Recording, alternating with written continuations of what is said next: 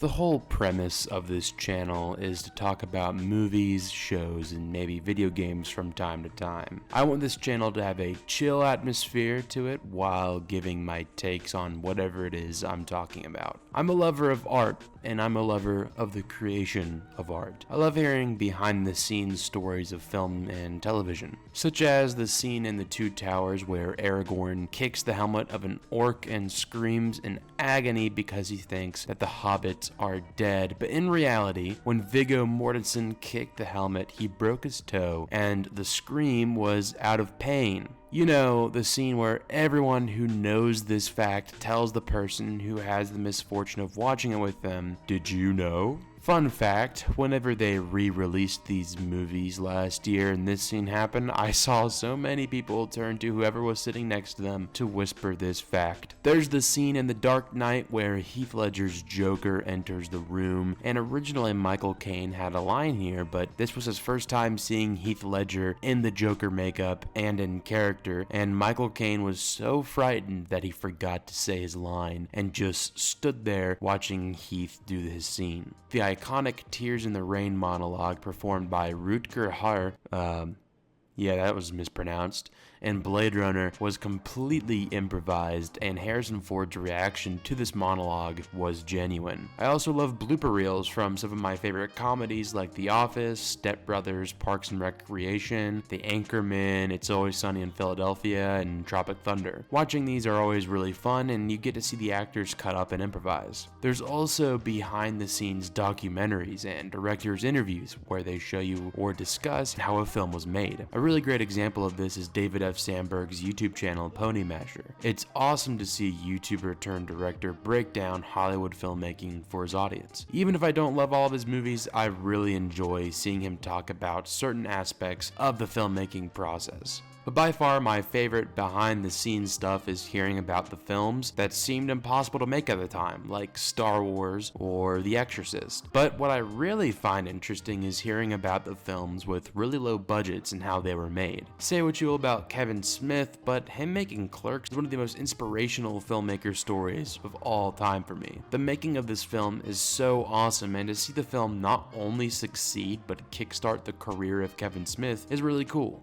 I mean, Clerks was filmed in Kevin Smith's hometown at the convenience store where he legit worked at. They had to film it at night when the store was closed, and to explain the lighting, they created a story beat of someone putting gum in the locks of the window so they could do daytime scenes at night. Clerks being shot black and white was not a stylistic choice, but rather a budgetary choice. It was cheaper to buy a black and white film than it was to buy colored film, and on top of that, students got a discount on film. So Kevin Smith and his producer Scott Mosier went to some random stupid class so they could get a discount on the film. Most of the actors were either friends and family of Kevin Smith or legit customers of the convenience store. And the craziest fact about this film to me is that whenever the film was released, it, surprisingly to everyone who worked on the film, was crazy successful. But Kevin Smith thought that this success was just going to be a fad for a few months. So, months after the film's release and success, he continued to work at the store where the film was shot. TMZ asked Kevin Smith for an interview and he said, "I have work." So TMZ conducted the interview at the Quick Stop while Kevin Smith was working, and it wasn't till a little bit after that that Kevin Smith realized that his career in film might be more than just a fad, and quit his job and started working on his second film, Mallrats. Kevin Smith, along with Quentin Tarantino, Robert Rodriguez, the Coen brothers, Wes Anderson, Paul Thomas Anderson, Spike Lee, and Richard Linklater, became one of the first generations of filmmakers to get big from homemade or indie movies. A lot of indie movies today wouldn't be here if it weren't for these filmmakers. Now, you're probably listening to me ramble on about all this nonsense and thinking to yourself, what does this have to do with AI art? Well, I'm here to tell you. What all of these stories have in common is that they are all about the creation of art in one way or another. As annoying as it might be whenever your friend leans over to you to tell you about Viggo's broken toe, it's a fun story, and you'll think of it every time you watch The Two Towers, and it makes that scene all the more enjoyable. I remember showing someone Clerks, and they didn't like it as much as me. And when I explained why I liked it so much, they were like, well, it seems like you like the story of how the movie was made over the movie itself. And although I think Clerks has fantastic witty dialogue and really relatable characters, this person was partially right. The fact that Clerks is made on a budget of $27,575 worth of maxed out credit cards in the pockets of Kevin Smith and friends, and it worked for them, is inspirational for me as a wannabe filmmaker and a film enthusiast. Despite the amateur quality of Clerks, it is undeniably human. It's a movie about 20-something-year-olds stuck on their sucky jobs, made by 20-something-year-olds stuck on their sucky jobs. This is something that AI just cannot replicate as much as AI artists try to tell you that it can. AI lacks human creativity. And I know there's going to be a buttload of AI artists who think, oh, I've spent hours just trying to get the right prompt to get this image to look just right. And that's all fine and dandy, but at the end of the day, that is not your creation. Think of it like this. Imagine you're scrolling through Twitter and you see a drawing that you really like. You dig the art style and you want to see something you've envisioned in your brain that you cannot create yourself. And you see that the artist does commissions, so you DM them and you give them the idea. You tell them what you've envisioned and the little details in that vision, and the artist draws this for you, and you pay them, and then you go and upload this image and you take all the credit. The artist sees that you've uploaded this image, and not only did you not credit them, but you've taken all the credit for yourself. They comment saying, hey, I'm actually the one who drew this image, and you respond by saying, yeah, but I told you what to draw. It's the same thing with AI art. You may have told the AI what to make, but you didn't sit down and make it yourself. The AI did it for you, yet you call yourself an artist. It lacks human creativity. My honest opinion is that most AI artists probably want to be real artists, but either don't have the talent for it or are just too lazy to do it themselves. And I just want to clarify that I'm not necessarily 100% against AI. I think AI should be used as more of an advanced search engine, and that's pretty much it. I'm against generative AI, and I legit think it should be banned. Real art, no matter what it is, takes effort to make. That's why I bring up all of these examples of people making movies. Like I said before, there's a human quality to it, a realism that AI can't and never will be able to replicate, because AI is an imitator, not a creator. So many artists have developed their own style that makes their work unique to them. You know when you're watching a Wes Anderson film because of his dry humor and dollhouse aesthetic and symmetrical cinematography. You know you're reading a Cormac McCarthy book because of the lack of punctuation and the simple storytelling with deep themes. And you know you're listening to a Dolly Parton song because the lyrics are metaphorical and the themes are generally down and sorrowful. All of these artists have their own characteristics. Sure, they are inspired by someone, but they take their inspiration and make it their own. AI is incapable of having its own style or an artist stamp. It is strictly a copy of other artists. The grand majority of AI trends tend to be, here's this image of me in the style of fill in the blank. Just recently, there's this huge trend of pictures in the style of Studio Ghibli. How can we take AI art seriously when all it does is mimic styles of other creators? And what's crazy is that AI is slowly seeping its way into Hollywood. The Alex Garland film Civil War is a movie that I thought was pretty good, despite me not being the biggest fan of Garland's other films that he's directed. And it was distributed by A24, the distribution company that people think actually direct movies or something. And I was really disappointed to find out that posters for this film was made with AI. Like, this is a poster from an A24 movie, the company known for being pro-filmmaker. And you have filmmakers like James Cameron and Christopher Nolan who are open to the idea of implementing AI tools for filmmaking. You even have Zack Snyder who says that AI is the future of filmmaking.